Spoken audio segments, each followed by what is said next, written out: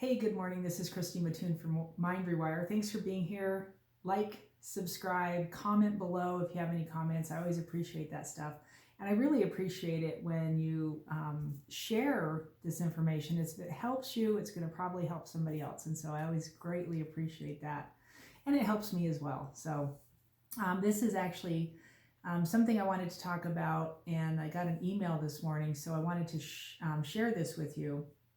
And this is something that what the lady who I'm talking to said, it's a thing that makes trust hard is, and trusting yourself, right? Not anything else, trusting yourself. We're talking about heart coherence, and we're talking about having your brain in a whole state so that you can work through this life in an orderly manner, right? And it's not so hard, it's not so tough, it's not so tedious.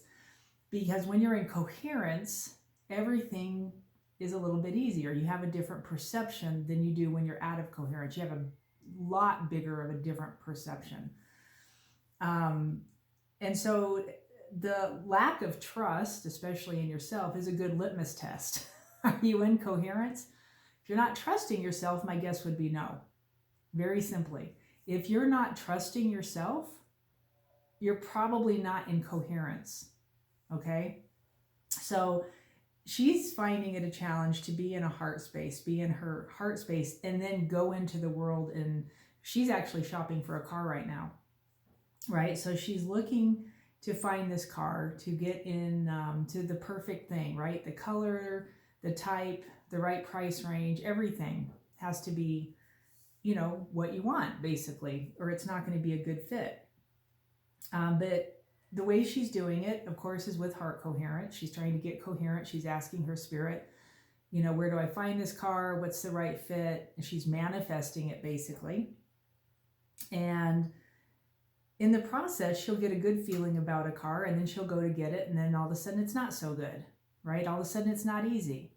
And she's like, why is that? What am I doing wrong? And you have to realize, right, that what am I doing wrong is the wrong question. You're not doing anything wrong. There's other people and other vibrations in play. And so if you find a car and 1 second it's a good feeling and you're like, okay, this is the right one, and you go to pick it up, and then something is just something, you know, with the person dealing with you, with the dealer, has an issue, has an attitude, which has happened with this young lady, or something's wrong with the car that they're refusing to fix for whatever reason. They're not going to uphold their own warranty, whatever the thing is. And she's had all of these things happen. And it gets hard. You probably weren't in coherence to start with. You're probably not in coherence when you went to talk to the person. And whatever their lack of coherence is interplaying with all of this. Do you understand? Like, there's a lot going on here. And so the only thing I can do is stay in coherence.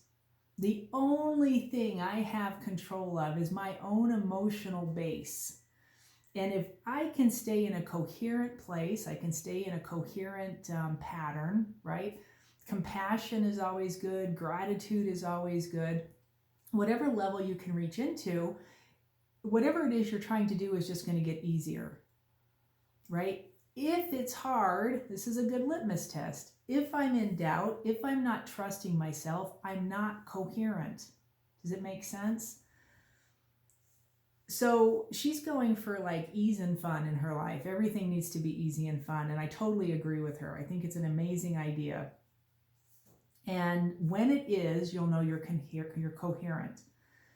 One of the things I was telling her, let me find what I responded with here, was that easy is a clue, right? Fun is a clue.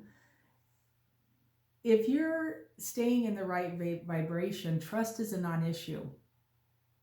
If you're going back and forth between this feels right, this doesn't feel right, you're snapping in and out of coherence.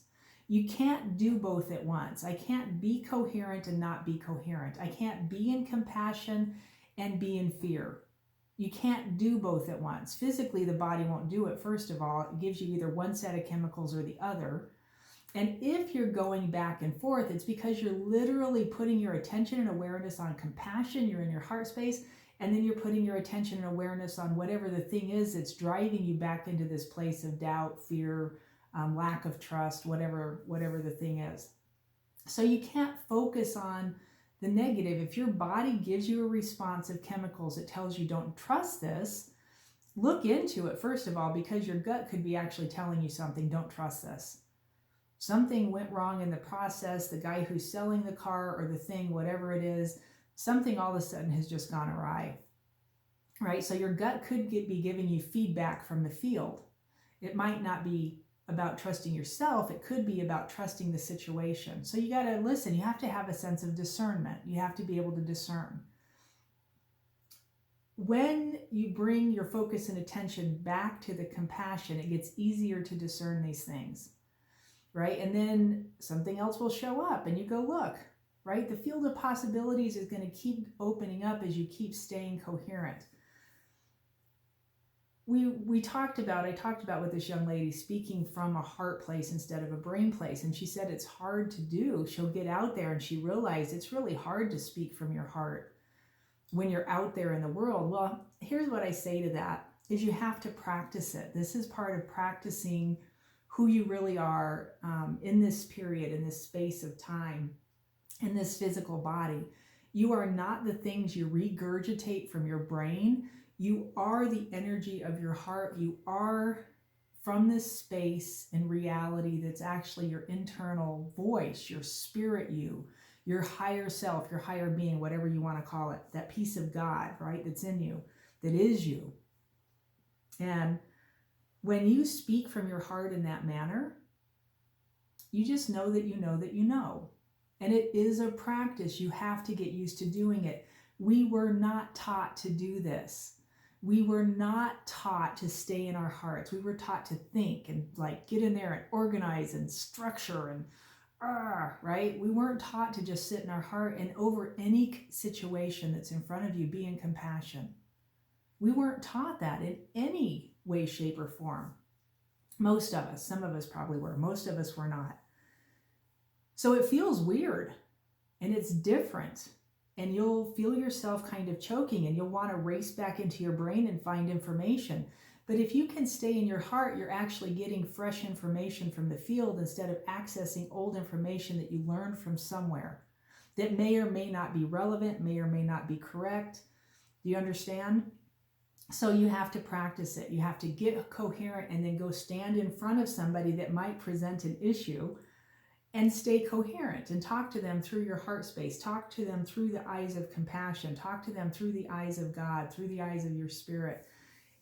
And just keep so much focus on that and be so excited the fact that you may have done it, that there is nothing else. Now all of a sudden I can't be in fear or distrust because I'm so focused on my spirit and I'm so focused inside my heart space. My heart just blows open. And then whatever it is I was searching for, it just turns out perfect. It just turns out right. And you can't like judge it when it shows up. This is another thing we do. Something will show up and we'll start judging it.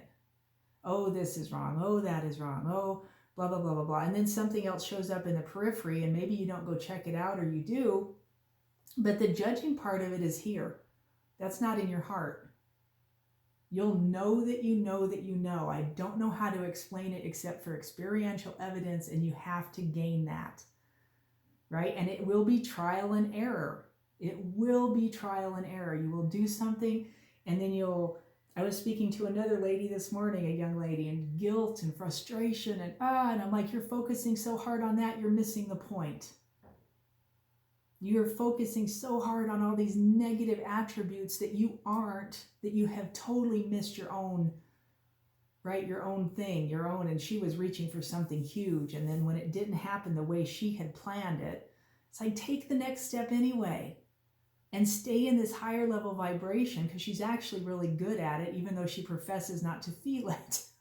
It's like, stay there, right? So you have to really practice staying in the vibration and staying in that level of coherence. No matter what shows up, you have to stay in the level of coherence.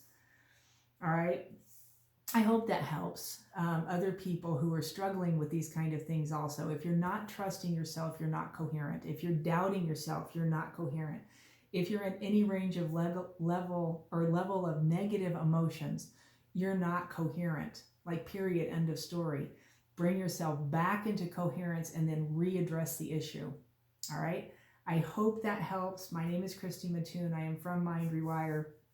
I am Mind Rewire.